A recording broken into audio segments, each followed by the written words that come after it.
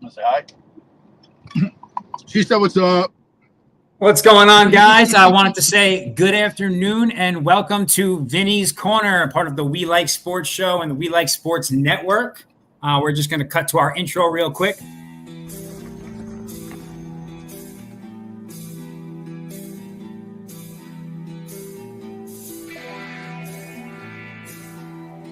Purdue as Mitchell looks for an answer. Ooh. Pure, nothing but net. Garland to the basket, stole the inbound pass. He lays it in. Basketball down there. Very high percentage shot for him from that spot. Merrill for three. Tristan Thompson on the floor. Diaz for three. That's short. Hard rebound. Ricochets out to Merrill for three again.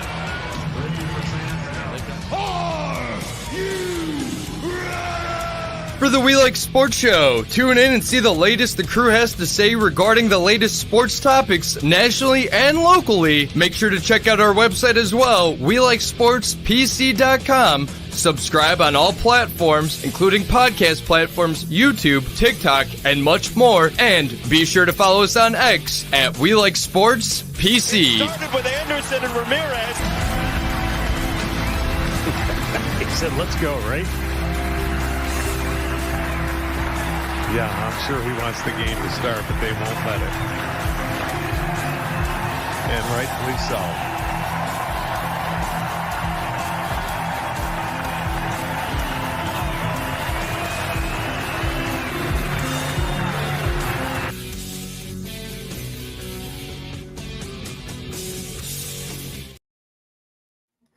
What's going on, guys, and welcome back to Vinny's Corner. So Vinny's Corner today. The game plan is very simple. I've got a couple of my buddies here. You guys know my special guest host, Ghost. He cops in every week. And then we've got KO. Actually, KO is a host on another show, Beyond the Bet, with Ghost on Tuesdays and Thursdays. Is that right, Ghost? Yeah, correct. From 2 to 3. Nice. And so KO is the character you see here in the corner that says Blackout for the moment. You'll know the KO in the middle. I like it, KO. I like it. How's everybody doing today? Good, man. Good. Obviously, I'm driving. Oh, not driving. I'm riding in passenger in my vehicle. My niece, we're going into the city, so you have to excuse us. I'm mobile, so I can't be home at my desk. Listen. The mobile thing is not an issue. I wanted you guys here for your football knowledge. So just to kind of jump right into it, guys, we are now kicking off week 3 of preseason on Thursday night. Thursday night games, we have the Colts versus the Bengals. The Bengals at home, and then we've got the Bears versus the Chiefs. Right, and so the Bears are 3-0 so far in preseason. The Chiefs are 0-2. I want to kind of pass this right to you. You being our Bears guy, Ghost. Oh, all right. You know, what are your thoughts on this game? I mean, obviously, we've seen some pretty good things from Caleb so far. Do we expect to see him out there this week? What do you think? I haven't really checked the reports so far. Today, I've been real busy. I think KO said he read that Caleb might play a series or two, but probably not the KO, what did they say? A quarter, but not the full half, right? Yeah, maybe like a series or two. Yeah, just keep the chemistry great. Yeah, but you know, the Chiefs guys ain't gonna be out there. You know, Mahomes and Kelsey and all the real football players ain't gonna be out there. Yeah, exactly. I think the Chiefs almost. If you look at the Chiefs the last few seasons in preseason, it's almost like the Chiefs kind of take pride in just bombing out and losing all their preseason games. Yeah, they don't care. Yeah, it's meaningless. It's not really the goal, right? At the end of the day, that three-peat's really what counts, right? And so I know that this is kind of an interesting one because we've got KO, the Chiefs fan, and we've got Ghost, the Bears fan here. So what do you guys picks for this game? Are you guys betting this Thursday? What are your thoughts? I'm right. My thoughts right now. The line is like Bears are getting 1 point, and I think the money line is like it's almost even money. So the Bears, like second and third stringers, have been dominating, and the Chiefs third and second stringers have been kind of ass. So if I could take the Bears +1, I may put like a little bet on that, possibly. I don't know what KO's thinking. It's just tough, obviously, because we don't know who's going to play and for how long. So it's a lot of variables we can't really quantify. But I'm a degenerate. I'm gonna at least get a little action. You know what I mean?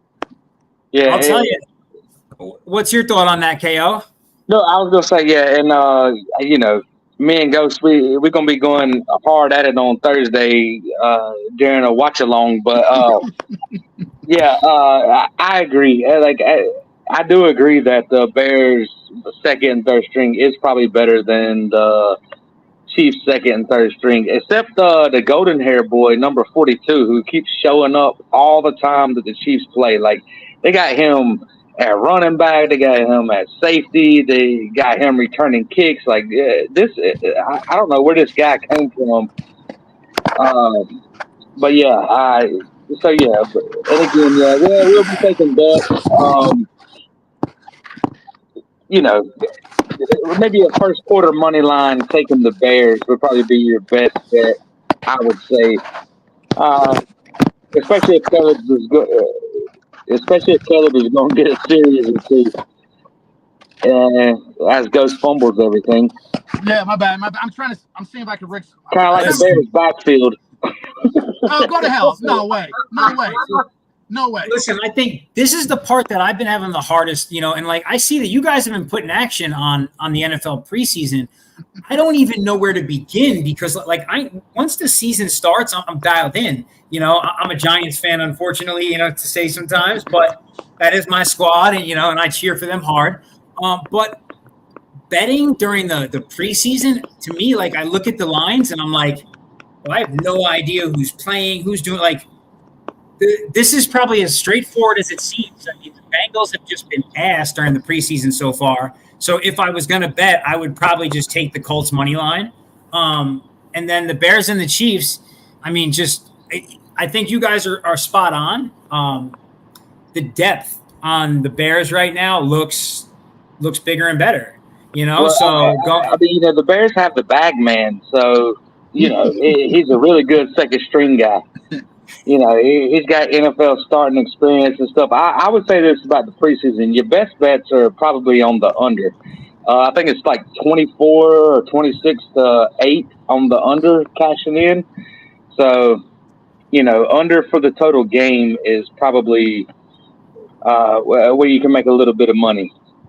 Especially in this last preseason game with most teams starting, their second, third string guys trying to figure it out. There were probably not a lot of points, but yeah, especially if you can find the under. If there's anything that's over 35 points, I would take that under. I think right now I want to say that it's sitting somewhere around 32.5, give or take. So it's like right there, they kind of know that 35, just like you said, if it's 35, take that under, they know that. And so they kind of, I mean, how the betting lines work. They put something out that's kind of tantalizing, but it's not quite what you want. So maybe you'll still put the money up. If you bet on DraftKings, you can move that line up. Now, of course, your odds go less, but you could put that line at like 37 or 36.5 and get a pretty decent number. Now it's going to be a negative number, but parlay that with a couple of other teams, and you can go plus 200 bet. That seems to be so I'm in Nevada. In Nevada, we don't have that choice. The casinos run everything. So there's no ESPN bet, there's no FanDuels, there's no draft. Even though DraftKings is headquartered in Las Vegas, Nevada, they can't do business here. But with that being said, I think that FanDuel and DraftKings have kind of been like a huge thing for sports gambling. I'm only used to working with traditional lines and stuff. I've never had the ability to move stuff around like that, So I see a lot of handicappers out there with FanDuel and DraftKings really killing it, So if you have the ability to use it, definitely do it. No question about it. I would be going crazy if I had FanDuel or DraftKings. I'd probably be going crazy out here. So probably for the best that I don't. And that's usually the thing too, Vince, is like DraftKings, you can move your lines, your totals. Like, if a team's favored by 3.5, you can kind of just move that line to whatever you feel. Like maybe you don't want to have the hook, or maybe you want a hook, and you can do that on DraftKings. FanDuel is really good at prop bets, like Justin Tucker over 5.5 points is something that I'm probably going to bet every single week,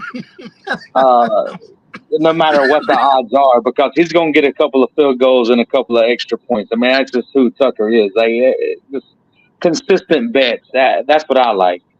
We're trying to make a couple of dollars here. Yeah, I think that's kind of like the big thing, and I think that's where a lot of folks, that have shows like yours, goes, and that have a big following online. I think that's where a lot of it comes from, is people are trying to be smart. I mean, you want to be able to gamble. It's fun. It adds excitement to the sport. But you want to do it in a way that it's profitable, of course, right? You want to be able to put as little money into that app as you can and gamble as much as you want, over the long run. So it's definitely, I think that these kind of like the DraftKings, and I see a lot of like my friends post a lot of really cool prop bets from FanDuel. During the NBA season, they go wild with those.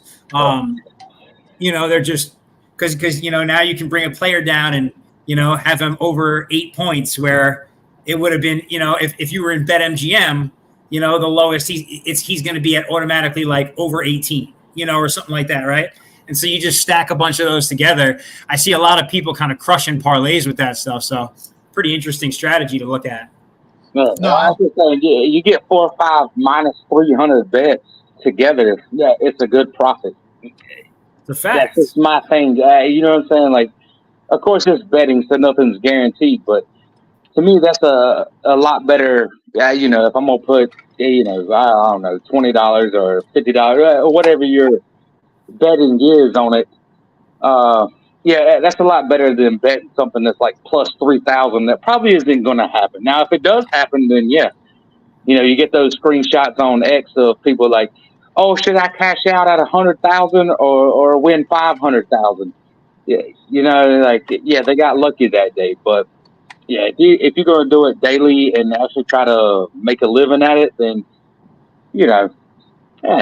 taking 4 or 5 minus 300 bets that are probably going to hit because they're minus 300, to win a couple of $100. I think that's where you can make the money. Well, right. So if you think about it, people talk about how they want to run their gambling like a business all the time, right? In what business in the world do you only place a bet when you get a 5-to-1 return, or do you only spend money when you get a 6, 7, 8-to-1 return? That's not reality. A regular business, if you double up, you're ecstatic, right? I spent 20, I earned 40, right? That's an amazing turnaround. I think that people just kind of get swept up, like anything else. They see these big bets, when people post those ones, but like you have no idea how many bets came up in the red in that app before they hit that 100K. 100%. So what'd you say? No, I said 100%. Yeah. So I actually met KO just in, I don't know, probably maybe Patrick's happy hour, and he was talking a lot of ball and he had a lot of knowledge. Then we started vibing out one night, just shooting the shit, talking about sports and gambling, and we kind of linked up ever since. So he's actually, not to puff up my buddy here, but he's a good handicapper. So he's been giving me a lot of bets lately that have been cashing. So we're in a couple of the like you're on Twitter too, obviously, Vincent. For all the listeners, there's so many people trying to be like handicappers, like with their accounts. Like KO doesn't even really promote his stuff that heavy because he's just not into it. He's busy throughout the day. But I follow KO's the most. So he's my buddy, so we talk on a daily basis. So I have my picks. KO gives me his picks, and most of the time I tail KO. Maybe I'll even just do it a half unit just to tease it, just to have some fun. And then I'm in a couple other like Twitter groups where they share like kind of like their bets of the day type situation on Discord and like Telegram. But I enjoy baseball, but like I cut my teeth kind of on NFL gambling. So I don't not necessarily have like a big strategy when it comes to NFL, but I'm really big into parlays, like 2-team parlays, because then you get 6 points adjusted to the spread for both. And so like I got an old school bookie here in Connecticut. I called up. Love that. And for whatever reason, he's an old school guy. Yeah, he doesn't charge me a vig on parlays. So like so I mixed it up, but I go heavy on the parlays because if I do like say 10 of them, well, to break even, obviously all I need is 5. So worst case scenario, like usually I'm still gonna hit 4 out of 10. You know what I mean? So I'm only losing like 1 unit. So I kind of do that a lot. I like parlays just because it's like, if the Chiefs are favored by 7, well now it's only -1. Like they're gonna win the game, but they may not cover like that touchdown. So last year I'm not bragging, but I made close to 5 figures for the entire season. And if I've done that the past 2-3 seasons, so I'm on a roll. It'll probably end this year. I'll probably be completely negative, but I'm a degenerate. I'm gonna keep it rolling. Listen, for those of you guys that are listening right now, I just want to say real quick, I will make sure to post this episode for tomorrow morning, and it will have Ghost and Blackout KO both tagged in it. So you guys can just follow them if you haven't already to get that information and to kind of check in with them. And I did want to give a quick shout out since we were talking about these group chats that everybody's in online now. I want to give a big shout out to my guy Data Man on X, actually. So he does a lot of ladders. He's very tuned in with baseball. He's been killing it with baseball. The last 2 days in a row, he went 5-0 and 9-0. I was tailing all of those, so I cooked. Thank you for that. And so, I had the reward of just tailing him, right, for the last few days and just absolutely smashing it. But he's been good all season. He's been very profitable.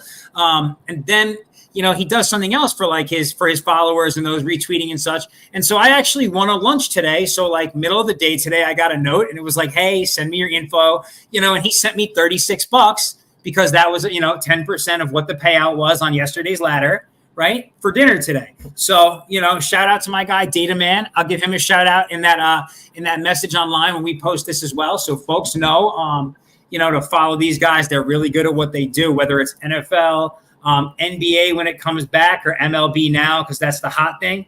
These are definitely great guys to follow. Now, I want to throw a quick question to both of you guys. So we got a lot of games slated for Friday and Saturday, of course.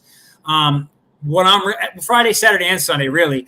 What's your game of the day for Friday, right? We'll do Friday, then we'll do Saturday, then we'll do Sunday. So, Ghost, we'll start with you. What's your game of the day for Friday? My bad, dude. I don't have the schedule in front of me. So we got the Jags and the Falcons, right? Okay.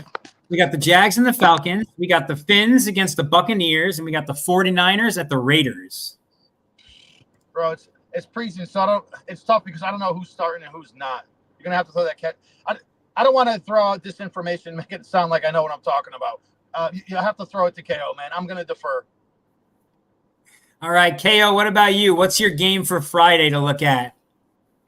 I'm going to do Jags Falcons under 37.5. That's my game on Friday. We're talking bad. That's a good yeah. one. I like that one. Let me write that down real quick. That's my Friday game. Yeah.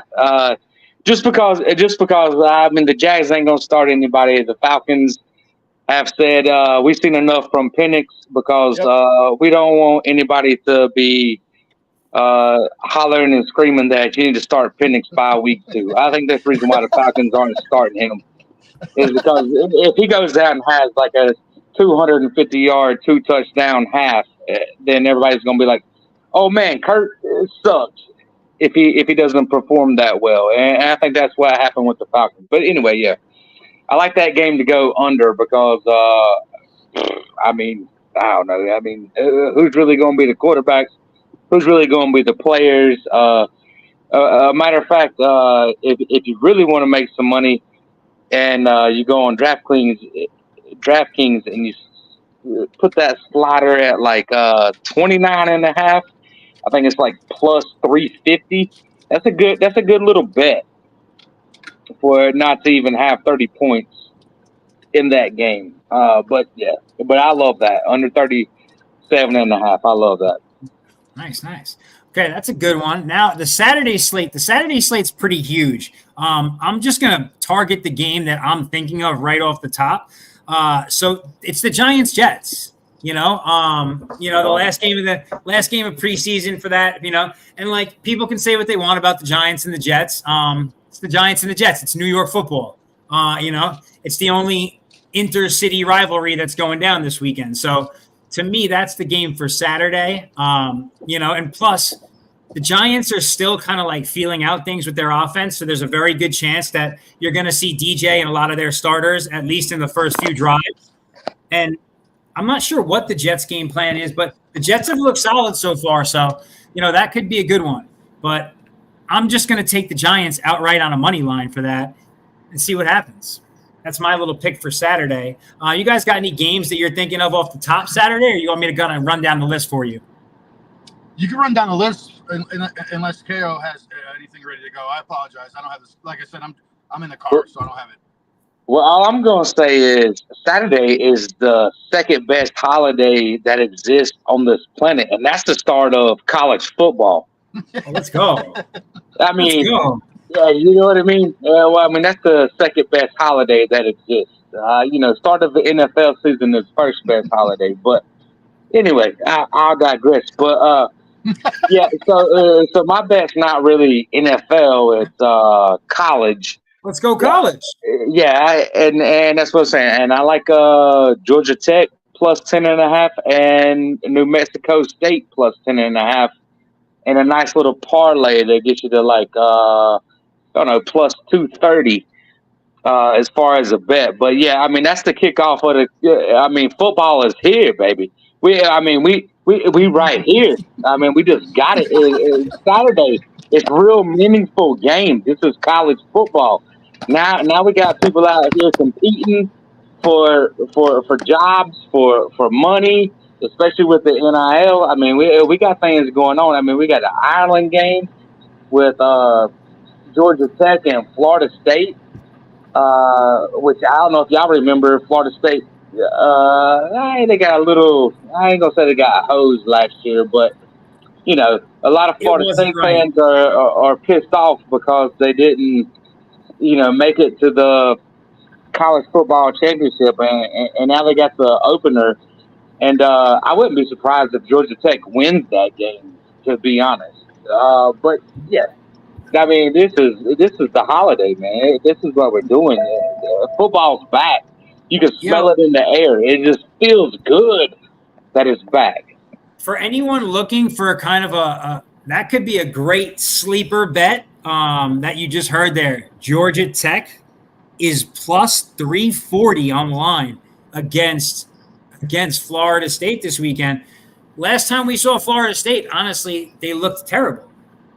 I don't know how else to say it. We heard all this talk about, how they got hosed and they got shafted and this and that. And then they went into the game that they had to go into and they looked terrible. Right. And they lost so many starters and everything. It's just, and not that Georgia Tech is that great of a program, but, it's in a foreign country. A lot of these kids have never even been out of the damn country. This is their, first time ever leaving the country. And it's going to be one of those funny games where I think the score is going to be real close. So, when this game first came out, the line was 13.5, which is what I bought it at. But I think it's 10.5 now. So I feel like Georgia Tech 10.5, and that's like minus 123 or something like that. So, yeah. It's not bad luck. That's just my and New Mexico State gets FCS school, and they actually getting points against Montana State. It's kind of like one of those. They should be better, and they're getting the points. So yeah, I like that. That's a good. That's just me personally. That's what I'm going to be watching Saturday. Now, I know there's a lot of NFL stuff going on, but it's preseason, but it's also the first games of college football. Let's watch football. Let's watch some real competition where guys are trying to win and not trying to make roster spots. Yeah, so I went to West Virginia University, so I love my college football. I am a Mountaineer. And so, it's kind of interesting that you just highlighted New Mexico. I got to see New Mexico play UNLV last year. And I could see why you would say that. I don't know much about Montana State, but that seems like they're actually, they're a heavy underdog. I mean, plus 11.5 for minus 110. Oh, is it 11.5 now? Okay. Yeah. I like that it covers 10. I like that it covers 10 because sometimes that's a magic number. Yeah, you know that in football, you know what I mean? So like I feel like it's a really good bet, for sure. And then I mean, the money line might not even be too bad. The money line's it's a big plus. It's over 300. It's 340 as well, but you never know, But you do raise a great point. NCAA college football is back this Saturday. So if you guys are college football fans, and if you guys are into betting, obviously you can always get some tips from us. You can also follow my guy, Uncle Joe at the Black Bookie on X and all the socials, as well as theblackbookie.com. He writes for We Like Sports as well. We have the Sunday Snooze You Lose pick. So he's always a great guy to check out. Always has a lot of great information. I tend to get good picks from him every week or two as well. So definitely somebody to check out, guys. No question about that. So kind of moving things right along, guys. So we kind of talked a lot about football, what's going on this week. What are your futures? Let's get two big futures. Who's going to represent the AFC and the NFC in the Super Bowl? If you've taken your future picks, who would you take today? Let's start with you, KO.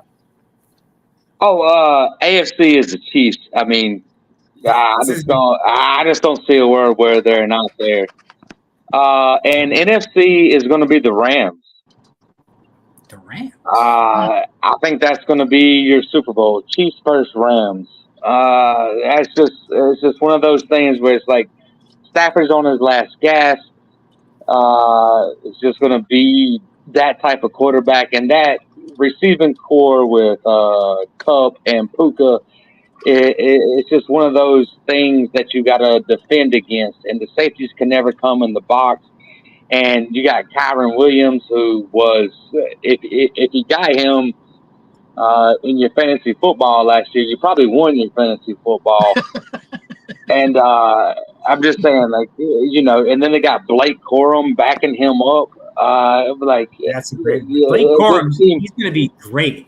Yeah, and that's what I'm saying. They got a nice 1-2 punch, and I know they lost to Aaron Donald, and I know defense wins championships, but that defense was really, really good. And they got some good draft picks. They're young, and they're coached by McVay. I mean, it's just one of those things where the coach means so much to the success of the team. And yeah, I really like the Rams. And I know it's a long shot, but we're trying to. These are futures, so if you put the Rams in the NFC Championship game, I mean, I was plus 1,100 or some wild shit. So even if you throw $10 on it, you're gonna put $1,000 in your pocket. So listen, you know what? First, I want to say welcome to Adam. So we've got our other special guest host and the third member of the Beyond the Bet team, Adam Lopez, joining us. What's going on, Adam? How are you? Nothing. Happy to be here. Appreciate the opportunity for sure. I also KO with this ridiculous screen over here. I love that he really called himself Blackout and just put the black screen. We've yelled about this in Beyond the Bet meetings forever, and now I'm here to say it's ridiculous. We'll have a script talk. I told you it would work out. Adam. This isn't working out? Oh, hey, listen, we needed a guy, I need more camera time anyway, right? So it's fine. So we were just kind of chopping up, talking a little bit about what our futures picks were for the AFC and the NFC to represent in the Super Bowl. Now, KO started us off with the very obvious Chiefs, of course, for the AFC. And then he went ahead and he threw the Rams out there for the NFC. And I just want to say, before we even go on to our next guy here, I like that pick because I do think that the 49ers are going to regress this season. And I firmly believe that division is going to be open. I could see the Rams taking that division outright and being the representative for the NFC West in that, in the playoffs this year. So I don't think it's that far-fetched. Let's throw it to Adam. Let's give it to him now. AFC and NFC Super Bowl representatives for this year. All right, let's see. I won't give the homer pick as a Titans fan, so I'll try to keep it reasonably realistic. It's I think the AFC is a tough toss-up, right? It's like I'm trying to figure out kind of where it's not the Bills. It's like I don't know. I have to say the Chiefs. I fucking hate KO, but I have to say the Chiefs probably. I'm gonna go Chiefs, maybe. I don't want to say Chiefs Packers, maybe. I don't know. I'm not certain. Maybe Chiefs Seahawks. I don't know. I'm not. You can tell how certain I am on this. Clearly. But listen, there's something that you just touched right there, right? And we just lost Ghost, but right. So notice, KO went with the Rams. One of your maybes was again NFC West. Like, isn't it kind of crazy how much confidence the 49ers have lost in this offseason? Fair. That's fair. What happens if they don't get a deal done with Trent Williams? Then that offense is going to be garbage. Yep. And if they don't have Ayuk and Trent Williams, then, what do we really got? That could be detrimental. Yeah, no, I agree with you, KO. I think you're completely right. Honestly, I don't believe in that team. I think they're good, but I already don't have them picked to go for the NFC champ. I don't even think they're going to represent. I don't think they're making it to the NFC championship this year.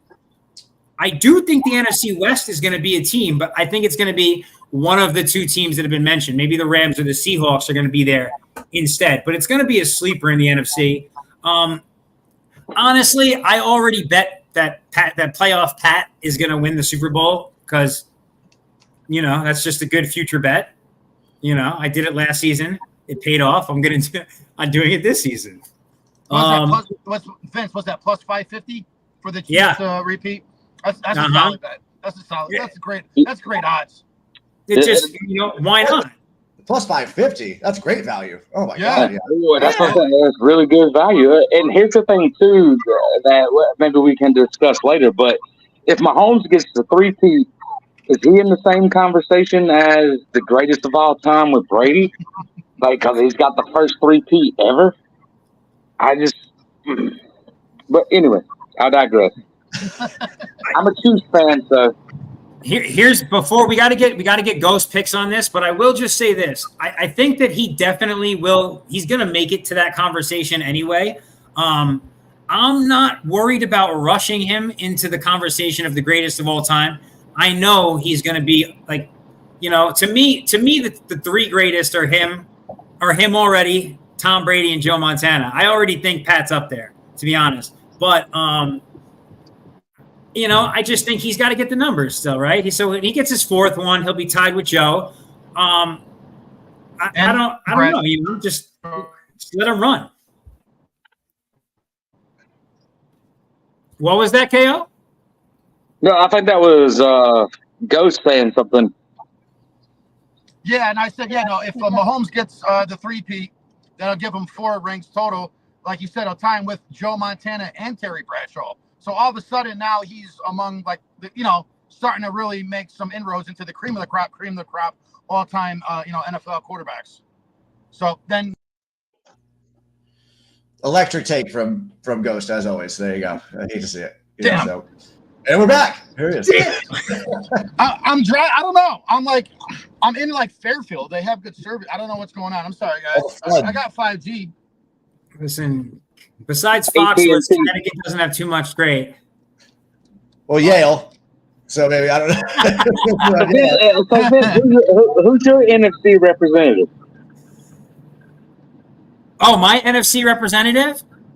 So my NFC representative is probably what a lot of people's are. I really believe in Detroit. I think that I think Goff is that guy. I think that he got kind of that people talk about him like he's a number 10, maybe not even a top 10 quarterback. I think he's a leader. I think he's proven that. And I think he's dialed in. I think that team is dialed in. And I think that that's the team to beat the NFC, the Detroit Lions. You should ask KO where Tom Brady falls in his top 5 quarterbacks. KO? You don't make it, bro. You don't make it. Yeah, Brady's not in my top 5 QBs, but he's the second best football player to ever play. Awkward. He's the second best football player, but he's not a top 5 quarterback because he's not athletic. He doesn't have that strong of an arm. I would take Brady's mentality. I like Peyton Manning over Brady as far as mental. But yeah, as far as like a quarterback that I'm going to coach, Brady is not in my top 5. But as a football player, Brady's number 2 and Ray Lewis is number 1. That's just, that's just me. You guys know my feeling on Ray Lewis. I love the man to death, even though he embarrassed my team. You see it. I got the Giants on. The old jersey swap conversation earlier. We were talking about that. We literally didn't score a touchdown in that Super Bowl. Like, there's nothing more to say besides that. All right, so Ghost, who are your picks? AFC, NFC? Yeah, it's tough. You're putting me under the gun here. I will say for the NFC, I'm liking Lions, and then I'll throw the 49ers in the mix, and not really too strong anyone else. The Eagles haven't really we'll see how they kind of transpire and how it pans out. Dallas, no. I don't know, man. I'm going to say Lions. And Lions 49ers again. I think everyone else is just pretenders. Those are the 2 contenders. I do like KO's kind of like dark horse with the Rams. But like I said, the Detroit and San Francisco, I think they're the only tier 1 teams in the NFC, I feel like. So everyone else is trying to get there. Obviously it's a long season. We'll see what, how things pan out. In terms of the AFC, I'd be a dummy not to say the Chiefs. And, who will the Chiefs play in the AFC game? If Joe Burrow and if Jamar Chase gets an extension, they'll be in the conversation. And then I like the Houston Texans. They did get better on defense, and then obviously everyone knows they got Stephon Diggs. They got a lot of weapons. So Stroud's a badass. You know what? So they're going to be in the conversation as well. So I give you 3 teams that are going to be in the mix. 2 out of each 3. I'm assuming will make the championship game for their respective conference. Listen, I think those are all good choices. You know what? I want to just go back. Something that you just touched on, I want to go back to. Okay. The Eagles, right? So 2 years ago, the Eagles were right up there. They were the tops, right? Last season, they won a bunch of games early, right? They did enough to still be in the playoffs. Yep. But by the time we got to week 16, week 17, that team was a shell of themselves. Yep. So do we think that's is there a disconnect with coaching there? Or do we expect to see them back in the driver's seat in the NFC East this season? I'll say this, and I'm going to throw it to KO because he's got some good behind-the-scenes insight. They say Sirianni lost the locker room last year, and I forgot the specifics. KO, is that true? Yep, that's true. Why? I don't know why. I think to be honest with you, I think Gannon and Steichen were the reasons why the Eagles were there.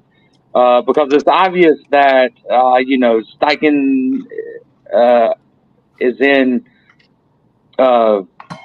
Indianapolis and Gannon's in Arizona, and both of those teams played really hard.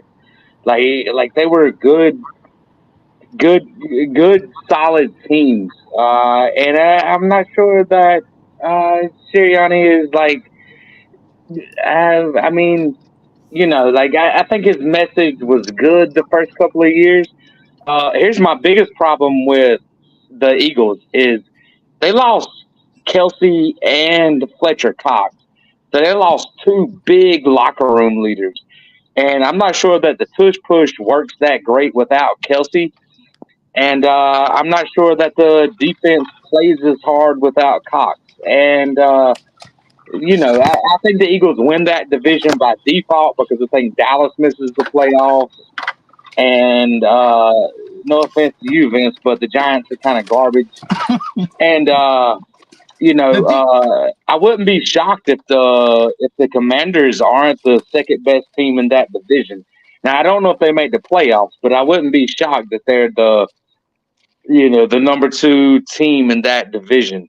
But yeah, going back to the Eagles, like I think they win that division by default, and they play, a second seed I mean, not a second seed, or like a sixth or seventh seed that's kind of on the come up, and they don't get there anymore. It's kind of it's interesting. I think the way that you kind of brought this up, it was a perfect transition point, actually. But you said the Commanders could be the second team in that division. I'm a huge fan of Jaden Daniels. I wanted the Giants to make that move, do what we had to do, and bring that guy into the Giants. The heck with Danny Jones and go forward. That was what I wanted more than anything. I think that he is like. I mean, you've seen him play already. He's ready. He's awesome. He's coming out to start for that team, and I think that guy can easily propel them above 500 this season. Because you have us, you don't know what you're going to get from the Cowboys, and you don't know what you're going to get from the Eagles. So the Commanders are actually they've had a really good offseason of moves that they've just made in general. I see them as a real threat and kind of a trap game across the NFC this season. I see them as a trap game too. I think there's a lot of teams that circling them we're going to win this game, and then all of a sudden it's going to be fourth quarter. Yeah. And y'all going to be ahead by a couple points or losing by a couple points, and then the ball's in Daniel's hands, and what's going to happen here? I mean, let's not act like McLaurin is a slouch as a wide receiver.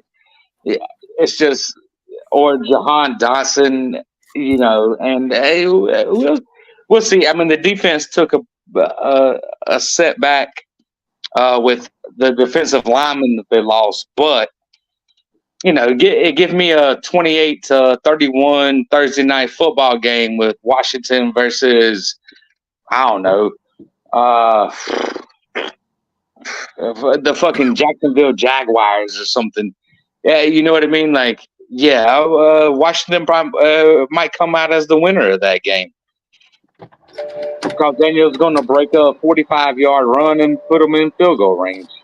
It's just one of those things. No, I agree with you, KO. Off the top of my mind, what are some of the? Do you remember what are some of the big signings or the bigger signings for the acquisitions that they had in the offseason? I know they lost Curtis Samuel, but obviously you mentioned Scary Terry. Who's in their backfield? They got Eckler, and who's the other dude? Brian Robinson Jr. Okay, there you go. And then their defense is this. I'm being dumb here. I don't know nothing about sports apparently. Who is the coach still? Ron Rivera? No. Okay, they got rid of him last year or 2 years ago? No, they got rid of him this season. Yeah. Okay, all right. So who? I don't know who the new was it. Dan Quinn? Yep. Right. Okay. All right. So I mean, that's not a regression. And I just say last year with Sam Howell, I think he threw the most interceptions. He led the league. But if you guys remember, the Redskins were for me, they were so annoying because I was betting against them. And then in the fourth quarter, they're tied with Dallas. And of course, I took Dallas. You know what I mean? So I'm just Jesus Christ. So for whatever reason, they were pretty competitive last year. You add, Jaden Daniels in the mix, new coaching, maybe a new culture. I agree with you about them being a trap game situation. That they used to be a circle game. You got to look out for them. So for me, being a gambler, it's I'm kind of cognizant of that. So I don't have the mathematical or the analytical approach as KO has. I'm more kind of gut intuition guy. And then I look at them. Oh, adorable. What's up, bro? Oh, hey, honey. Hey guys, my daughter Sophie wants to say hi to all my listeners today. How you doing? Sophie, also got new ownership too. So yeah, I think he's really in a good situation, to be honest. From a locker room standpoint, I think the Commanders are in a really good situation. I'm not sure about the ownership side of things. I think that can be a little bit different. What are your thoughts on that, though, KO? No, I'm just saying. I mean, they got new ownership. I mean, let's be honest. Dan Snyder was a fucking turd. I mean, there's no other way to put it. I mean, he was so horrible. But Yeah, I mean, new ownership, new vision, new direction. Let's go. And they might even bring back the old school name, and they could get a rebrand, and you know how that goes. You could get hot early and just be one of those teams that are kind of in the mix. We'll see. They're playing a last place schedule, so they're playing last place teams, and yeah. Well, again, I can see them being second in that division. Now, not making the playoffs, but second in that division. I think only the Eagles make it out of that division as far as playoff teams. Yeah, I agree. That's fair. But yeah, like I just don't see. I just don't see Dallas having it together. Like I think there's too much discommunication in that locker room. And let's be honest, if you're going to be a team, the one team you want to play in the playoffs is Dallas because all they do is fucking lose. Listen, as a Giants fan, it's kind of like our joke, and Cowboys fans tell us all the time, I'd rather win 12 games every season. I'm like, okay, I'm not going to argue. I get it, whatever. But for me, I think that at this point, giving Dak that kind of money just makes no sense. I don't know. I think Dak will be a Raider next year. I wouldn't be surprised by that at all, actually. Or a Steeler. He might be a Steeler too. We'll see. I would hope the Steelers, you've already got two of these situations, to add a third, you know what I mean? Like, that'd be a little hectic, but definitely not impossible. Oh, Ghost, hold on, there he is. There he is. I'm just saying next year they could let Wilson and Fields walk and give Dak, $58 million a year. 58? Oh yeah, for Dak, yeah. 58 to 62 will be his contract. What's that? And I don't think he would. And I don't think even if Dallas offered him a $60 million a year contract, he would sign it. Like, I think he wants out of Dallas. Like, I think he's just like, you know what? I'm kind of done here. This is a circus show. Like, they put us on display like we circus animals. And, this ain't the spot for me. Let me go somewhere else. I think that's what Dak is saying. Because he's like, I'm not losing these games. No, you hear what I'm saying? I think the culture is wrong in Dallas, and I don't think that Dak can't win. I think the culture is wrong in Dallas. Yeah, I agree. And they got a lame duck coach. Yeah, you know what I'm saying? And maybe they get Belichick after this season. We'll see. I wouldn't be surprised. I wouldn't. I've heard a lot of people say this, and I'm kind of bandwagon with this. I think that McCarthy is going to get – I think that team's going to go the wrong way this season, and I think McCarthy's going to get canned by, week 9. I don't know about that. I mean, if they're playing terribly, then maybe, but I don't see Jerry Jones making a in-season move like that. That's just me, though. I mean, he's kind of crazy. He's kind of senile now. I don't know. That's what I'm saying. Ghost like we didn't talk about. Jerry Jones is the Joe Biden of the NFL. I mean, that's just what it is. Applesauce brains. I mean, that's just what it is. I mean, his mental capacity just ain't there. Some of the stuff he says is like we got scarecrow brains. I mean, what's going on? Yeah, bro. Yeah. 2 weeks from opening snap, you have no urgency to sign your star receiver. Well, they're negotiating. Now, they offered him, supposedly the reports say by NFL Insider, I forgot the guy's name. I don't have my sheet in front of me. They supposedly offered him $33 million, and supposedly CeeDee Lamb said not good enough, essentially. Justin Jefferson is getting $35 million a year.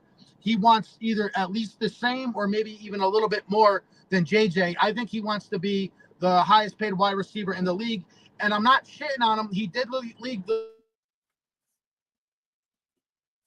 Uh-oh. He's not like I think Ghost was going to say he did lead the league in receptions. Yeah, can you hear me? Yeah. He led the league last year in receptions, but, It's just Dallas can't afford to pay everybody.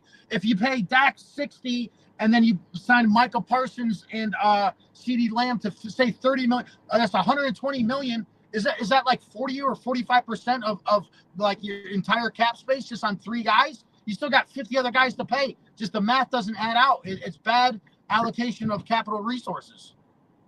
Agreed. So that's why I'm big on the Bears and the Texans, because they got their stud quarterbacks, assuming Caleb is going to be who he's showing himself to be in the preseason. They're set up for success in the next like 3-4 years. You know what I mean? They're going to be relevant. Look at what Patrick Mahomes did. What was it, last season or 2 seasons ago? He restructured his contract. Yep. To free up money so they could retain players. Like, that's like Patrick Mahomes is like the 13th highest paid quarterback in the NFL. And I don't think anybody would argue that he's the best quarterback in the NFL right now. Oh, absolutely. Yeah, no. He's the 13th highest paid. It sounds like Tom Brady shit to me. Yep. Oh, absolutely. Absolutely. He's making so much money on his auto and all his endorsements. His contract is kind of like, it's like secondary or like tertiary to all his other money he's got coming in. But you know, here's the reality: is for a lot of these other star quarterbacks, it could be exactly the same thing, but people are just getting too greedy. And like, I understand it, you know, but like at the point where you're hindering your team's ability to go out and win a championship, what is really your value? You're worth $60 million, or you're worth nothing. Right? What are we playing football for? You playing football for a Super Bowl ring, or you playing football for money? And if my quarterback is playing football for money, then I don't know that I want that quarterback. Not for the long term. No, I agree. Yeah, you know what I'm saying? Like, I just don't know if that's the quarterback I want. I want a quarterback that's there about like, nah, we're a fucking squad. We're going out here to win a Super Bowl. Because we're playing football, and this is the goal. The goal ain't getting a bunch of damn money or having 5 or 6 houses and 15, 20 cars. Who gives a fuck about that? Listen, I understand the getting money part, but like when we're talking over $30 million a year, at the point, right, when you could take $35 million, right, and allow your team to continue to operate, or you could wait and hold out till 60 and screw your whole team up, right? Bro, $35 million a year? Like, you don't need, like, I'm sorry, I don't know what kind of bills people have, but if you can't make it, you know what I mean? Like, that's just at a certain point. I get that you need to make a living and money, but like now we're talking like stupid money, right? At some point, there's got to be like that pride level where you're like, well, I came here to win also. You know, like. That's what I mean. You want rings or you want money? That's the conversation I would have as a GM. With some of these quarterbacks, like, you want rings or you want money? And if you want money, then all right, well, right there is the door, the one that you walk through. Go ahead. Hey, go on. This is not what football's about. Everybody gets paid well. Yeah, you know, go on. And that's the thing, is that everyone gets paid well. Ghost? Yeah, no, I was gonna say, like, I agree with you guys. Just like, if you're getting, it's not. This is not their entire. This is per year. I'll remind you guys. So it's like, so it's per year. It's per year. So it's like, I realize they're in the highest tax bracket or whatever, but it's like, okay, why wouldn't CD just broke? I'll take 28 mil a year. Let's fucking do it this fucking year. Let's get everyone amped up. Keep the extra 5 milli. You know, sign a fucking a 2 dope fucking offensive linemen at $2.5 million a piece. It would, you know what I mean? It would be leaps and bounds to improve their team. So, you know, I'm not in that position. I'm not like a hater that they're multimillionaires. It's just like what KO says, you could still pay them like 80% of what they're worth. And that's going to, like, if 3 or 4 of the top guys do that, bro, you're going to take yourself from like a competitive playoff team to a potential Super Bowl team, man. It's just, but it has to be like the Patriot way. It has to be like that group mentality. It's like you have to instill that culture. Like, obviously, like, ego's a big thing. So it's like these guys in the NFL, they're all like alpha top dogs. They want, like, Ayuk wants more money than the previous guy that just got signed. And then Lamb's going to want more money than Jefferson. And then once he gets signed, assumingly, then, you know, then Jamar Chase is going to want to be like, you know, the top 5. You know, then he wants to get in the mix. So they're all trying to outdo everybody. Like KO said, you're here for money or you here for rings? It's like you're already set for life. How many more? Like Hale's right. Do you need 6 houses, or are you cool with like 3 or 4? And that's the thing. Listen, the guy is getting. It's not like what's his name? It's not like Pat got a smaller contract. Pat just got it structured so he wasn't getting paid so stupid every year that it, you know what I mean? Instead of the team, instead of a 5-year contract, the team gives you an 8-year contract, right? And stretches that money out over time, right? Yeah, well, do you remember when that discussion was like, oh, Mahomes signed a 10-year, $500 million contract. This is crazy. 40, and now he's the 13th highest paid quarterback in the NFL. Like, what are we talking about? They did exactly what they should do. Yeah, nah, this kid's got it. Yeah, we're going to set him up for life. And, yeah, we can restructure it. We can do stuff. We can add money, subtract money, convert it to signing bonus, whatever. You know, I'm not the treasurer of an NFL team, but I remember when that contract came out and everybody was like, this is bananas. And I was like, actually, in about 3 or 4 years, this is going to be one of the best contracts in the NFL. And listen, like to credit that team, that organization as a whole, Kansas City, you know, they look out for their players. They look out for their coaches 100%. You know what I mean? Like they do the right, you know, they do right. I was a little surprised when they let L'Jarius Sneed leave. I thought they were going to work that out, but like overall, the way that they conduct themselves is like, I mean, even something as simple as like the whole Bucher thing that happened in the offseason, right? They got right behind him. They came out the next day and they were like, we support him. And then they extended his contract like a month later. Like, I respect the fuck out of that organization for operating the way that they do with their players. I think I think what's going to happen with Sneed is exactly what happened with Hill. Like, yeah, we let go of Tyreek Hill because we couldn't afford him.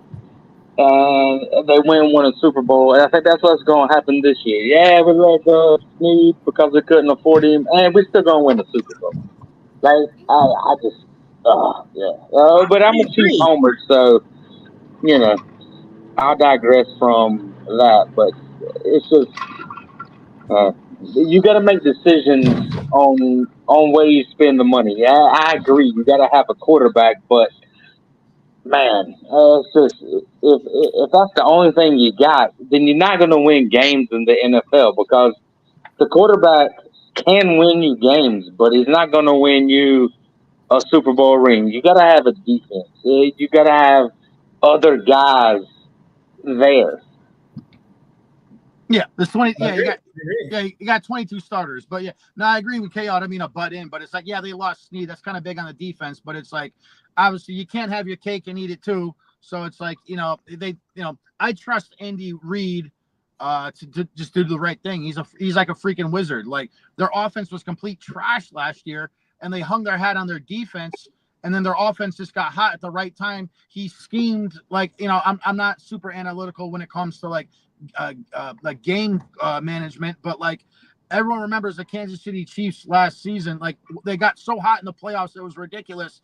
You know, they got to the playoffs just on their defense. This year, it's going to be a little bit different. Like their defense is still going to be really strong, but now their offense is going to be boosted up big time. So it's like he makes it happen, like Andy Reid. So it's like they're going to fall off a little bit on the defense. They'll regress, but their offense is probably going to be like kind of how it was like circa when they had Hill and Sammy Watkins. One of the biggest things that Andy Reid did and that organization did, and the Giants completely shit the bed on, when Steve Spagnuolo's contract came up with the Giants years ago, 08, 09, whatever it was, and they let, or 2010, but they let the Chiefs come in and snatch up Spagnuolo. Having a guy like Spagnuolo, a defensive, look at the Giants defense when we won our Super Bowls in the 2000s. Look at the Chiefs defense now. Because you have a guy like Spagnuolo on defense, Andy Reid can really just focus all his energy on what that offense is going to do and how to move. You know, he really knows, like, this is head coach level D coordinator. I don't even have to pay attention over here, you know, and I think that's huge. Huge misstep by the Giants, too, there. Not going to lie. No, I agree with you completely. KO, you want to say something? I didn't want to cut you off. No, I totally agree with that. Like, And I think the biggest thing about that is like Spagnuolo could probably have a head coaching job somewhere, and he was like, "Nah, I'm gonna stay here and make defensive coordinator money and win Super Bowls because that's what I'm good at." That guy's got so many rings. I think that reverberates across the team with certain players. Like, you know what? I might take if my defensive coordinator is taking $5-6 million less a year, then you know what? Maybe I'll take a couple $1 million less a year just to be part of a Super Bowl team. I think that it spreads across. Like when you see the leadership taking less, and kind of the employees, I guess, for lack of a better word, being like, you know what? I could go to this company and make $20,000 more, but hey, I'm gonna stay here because this is a winning fucking team. I think it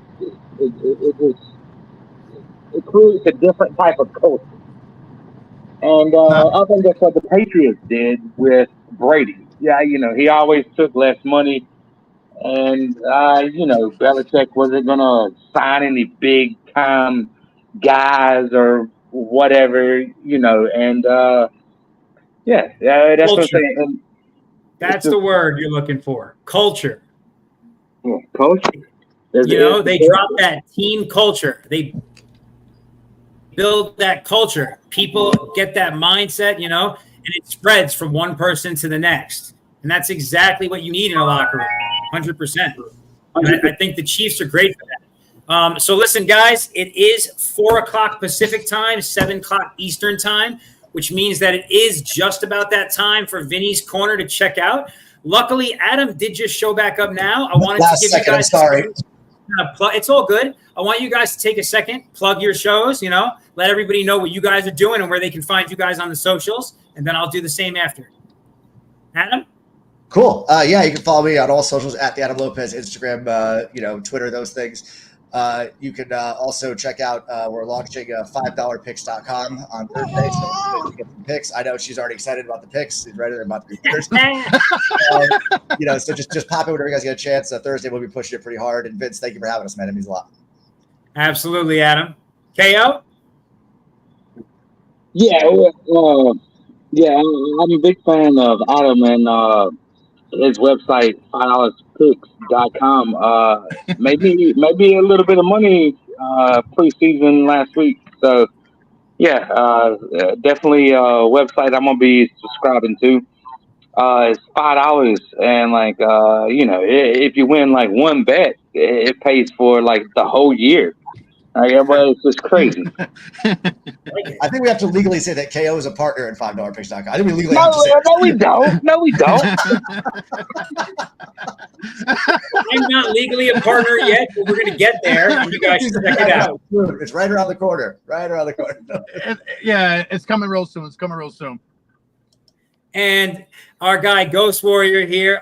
So listen, guys, you can always check these guys out. They got spaces on Tuesdays and Thursdays.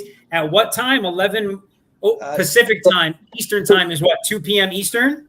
Up to 3 p.m. Beyond the Bet. You can find us on all the podcast platforms. It's me, the co-host with the most ghost, and KO, of course. All right. We got a lot of cool animal facts too, man. Nice. We have a zoology segment. You can always follow, and I will have all of their handles posted on my X account when I put the show up tomorrow morning. You can always follow We Like Sports on all of your platforms as well. X, Facebook, YouTube, Spotify, iTunes. You can find my show there. And you can find me at Vin Quesada, just like it says there, the number 1 at the end on X. And last but not least, I did want to give a shout out. Now we're talking about gambling again, because we always talk gambling, to mybookie.com, one of our sponsors. And if you go on mybookie.com and use sports with a Z promo code, they will reimburse, or they'll credit you up to $1,000 on your bet. So if you bet $1,000, they'll also give you $1,000 in credits. All right. Solid right there. Almost like one of the big guys. All right. And that's all we got for this week, guys. From me, Sophina, Adam, Ghost, and KO. Thank you, guys. And this has been Vinny's Corner. Take care. Thank you, guys. Thanks for having me, bro.